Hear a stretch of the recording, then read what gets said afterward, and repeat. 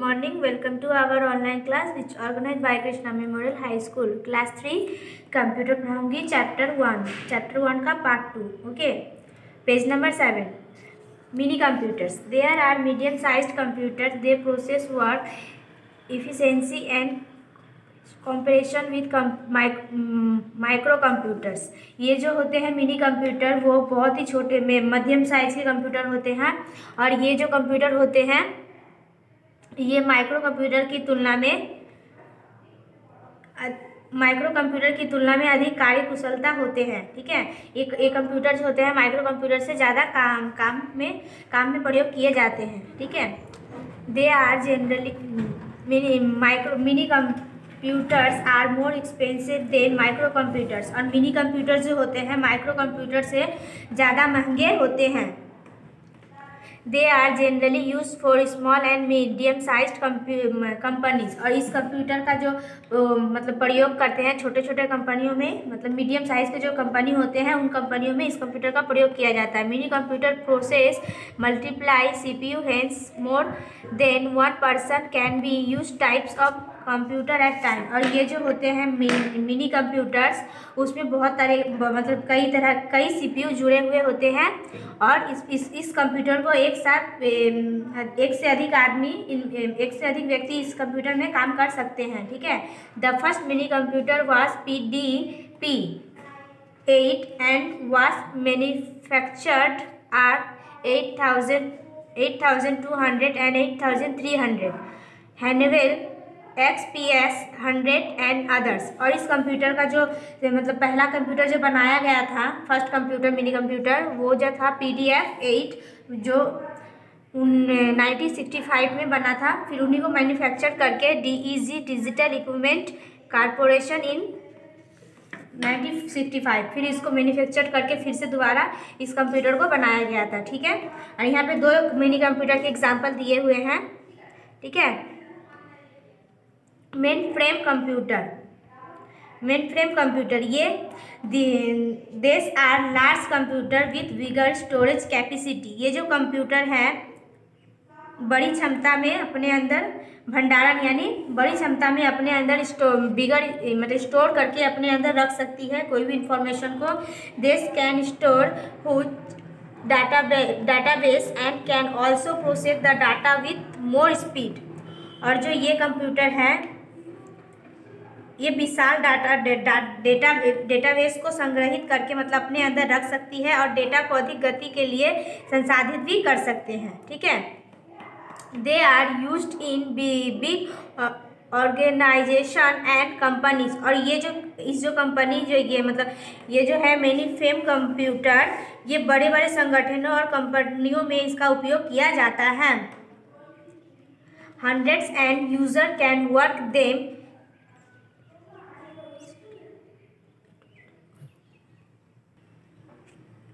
Hundreds of users can work on simultaneously. The example of many mainframe computers are IBM 4381, ICL 939 series और CDC cyber series. ठीक है, ये जो है इस सब मेन फ्रेम कंप्यूटर का एग्जाम्पल दिया हुआ है. ओके, और यहाँ पे जो बोला 100 यूज़र मतलब एक साथ सैकड़ों लोग इस कंप्यूटर में काम कर सकते हैं. हो गया ये मिनी कंप्यूटर और मेन फ्रेम कंप्यूटर हो गया. अब हम आएंगे super computers are computers with the maximum capacity and the highest working speed among all the categories of computers. Super computers जो होते हैं एक साथ अधिक क्षमता में मतलब बहुत अधिक क्षमता में सबसे अधिक काम करने वाले कंप्यूटर में से एक कंप्यूटर है. ठीक है, एक super computer has multiply CPU arranged and work parallel to each other. The example of super computers are carry XMP14 and EC500 etc. और जो सुपर कंप्यूटर्स होते हैं उनमें कई CPU जुड़े हुए होते हैं एक साथ में उनके. और यहाँ पे जो है ये तीन एग्जाम्पल है सुपर कंप्यूटर के बारे में. ओके, ये हमारा 3 कंप्यूटर का हो गया। अब हम आगे आएंगे। Of a computer. Number 1, a computer can perform any repetitive work and calculation repeatedly and accurately. एक कंप्यूटर किसी भी दोहराव कार्य और गणना को तेजी से कर सकता है, सही रूपों में। Number 2, computers can store large amount of data and information for subsequent manipulation। Computer बड़ी मात्रा में डेटा और जानकारी के बाद के हेरफेर को संग्रहित कर सकते हैं। ये जो हम आपको बताए ये कंप्यूटर के एडवांटेज ऑफ कंप्यूटर यानी कंप्यूटर का जो लाभ है उसके बारे में, ठीक है। ये 2 पॉइंट था, तीसरा पॉइंट पीछे है। आप नेक्स्ट पेज आप पलटिए, नेक्स्ट पेज ऊपर में देखिए। The memory of computer can hold a program which can be explored in different ways। Computer की मेमोरी जो होती है एक साथ प्रोग्राम को पकड़ सकती है, एक प्रोग्राम को पकड़ सकती है जिसे अलग अलग तरीकों से एक्सप्लोर किया जा सकता है, ठीक है। Number 4, computers can make decisions based on different conditions. Computer विभिन्न स्थितियों के आधार पर निर्णय ले सकते हैं, इसका मतलब हुआ। Number 5, the computers can provide information to the user. Computer उपयोगकर्ता को यानी जो कंप्यूटर चला रहा है उस कंप्यूटर जो उपयोगकर्ता जो कंप्यूटर को चलाते हैं उनको कंप्यूटर जानकारी प्रदान कर सकता है।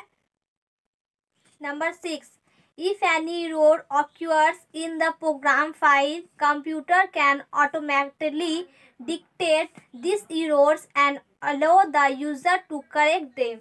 यदि प्रोग्राम फाइल बनाते टाइम कोई अगर गलती हो जाती है तो कंप्यूटर इन गलतियों को स्वचालित कर सकता है और उपयोगकर्ता को उन्हें ठीक करने की अनुमति दे सकता है। Number 7, the computers can draw and print graphics. Computer graphics को ड्रॉ और प्रिंट कर सकता है। कंप्यूटर में हम लोग ग्राफिक्स जो होते हैं उनको हम ड्रॉ कर सकते हैं और उसको प्रिंट भी कर सकते हैं, okay. Number 8, the computers can converse with users through input and output devices. Computer और इनपुट आउटपुट के माध्यम से उपयोगकर्ता के साथ बातचीत भी कर सकता है। ये हो गया कंप्यूटर के लाभ। और next disadvantage of a computer. Number 1, a computer has no brain or intelligence of its own। एक कंप्यूटर का अपना कोई मस्तिष्क या बुद्धिमत्ता नहीं है। जो भी उसे हम लोग करते हैं वो इंटरनेट के माध्यम से या तो मशीन के जो टेक्नोलॉजी होते हैं उनके माध्यम से कंप्यूटर काम करते हैं। Number 2, it can not learn with experience. यह अनुभव के साथ नहीं सीख सकता है। Number 3, it only performs operations as instructed by the user।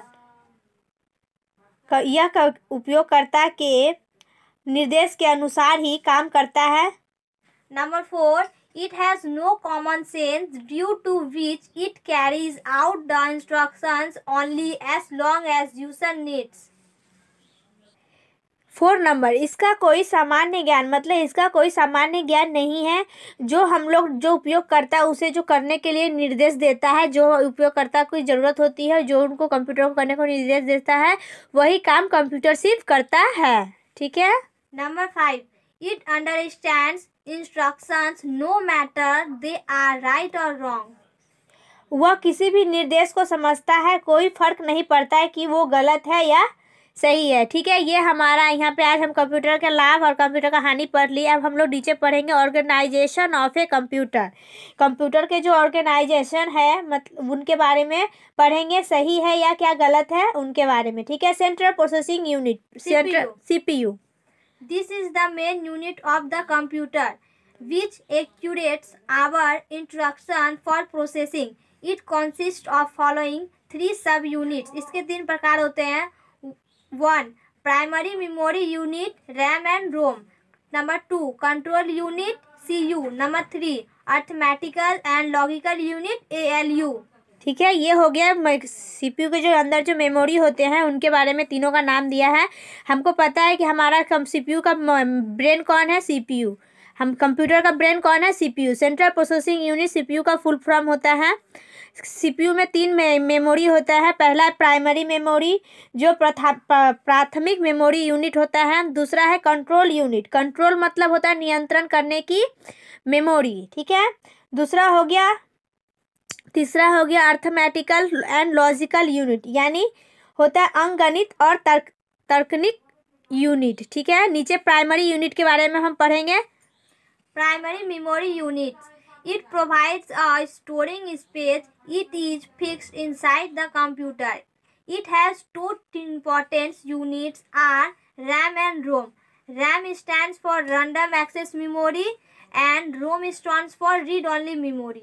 Primary memory होता है कौन? प्राइमरी मेमोरी होता है प्राइमरी मेमोरी जो एक भंडारण का स्थान प्रदान करता है, मतलब एक स्टोरेज करने की जो जरूरत होती है उनकी प्रदान करता है। यह कंप्यूटर के अंदर ही तय है और यह कंप्यूटर के अंदर ही तय होता है। इसमें 2 महत्वपूर्ण इकाई है, जैसे है रैम और रोम। और रैम और रोम का यहाँ पे मतलब दिया गया है रैंडम एक्सेस मेमोरी रैम का, और रोम का मतलब होता है रीड ओनली मेमोरी, ठीक है। कंट्रोल यूनिट यानी CU, control unit is the manager of CPU, it directs sequence of instructions to the other components of the computer. It controls all the devices built in or attached with the computer. यहाँ पे देखिए control unit के बारे में बताया गया। आप यहाँ बोला गया है कंट्रोल यूनिट सीपीयू का मैनेजर है। कंट्रोल यूनिट सीपीयू का मैनेजर है, इसका निर्देशन करता है, कंप्यूटर के अन्य घटकों का निर्देश भी करता है। कंप्यूटर के साथ सभी उपकरणों को अंतर्निहित और संगणन को नियंत्रित करता है। यह निर्देश प्राप्त करता है। It receives instructions, interprets them और sends signals to the satisfied device. It does not perform processing by itself. और यह निर्देश प्राप्त करता है कि और उन्हें व्याख्या करता है, मतलब उनके बारे में बताता है कि निर्दिष्ट डिवाइस और निर्दिष्ट जो डिवाइस होता है उनको वो संदेश भी देता है जो अपने आप को प्रसारण करता है। ये हो गया कंट्रोल यूनिट के बारे में। अब हम नेक्स्ट पेज में इधर पढ़ेंगे अर्थमेटिकल्स एंड लॉजिकल यूनिट, ALU, ठीक है। Arithmetical and logical units of CPU perform real processing according to the instructions received from CU. इसका मतलब हुआ अर्थमेटिकल एंड लॉजिकल यूनिट जो होता है वो ये CPU जो परफॉर्म्स होता है उसके रियल जो अकॉर्डिंग किया जाता है, गणना किया जाता है, वो CU के द्वारा रिसीव किया जाता है। In reality, processing includes any mathematical calculations, i.e. additions, subtraction, multiplication and division, or logical comparisons, BIZ, equal to greater than or less than.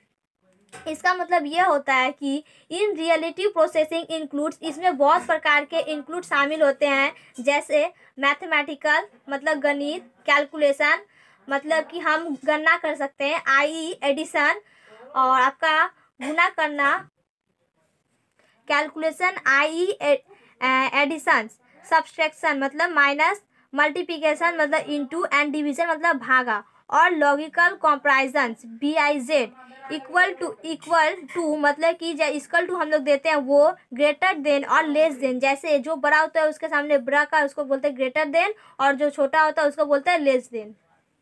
ये सारे हम इस लॉजिकल यूनिट के द्वारा कर सकते हैं, ठीक है। आज हमारा चैप्टर 1 का पार्ट 2 यहाँ तक ख़त्म हो गया। आशा करती हूँ आपको जो समझाई आपको समझ में आ गया। Thank you class.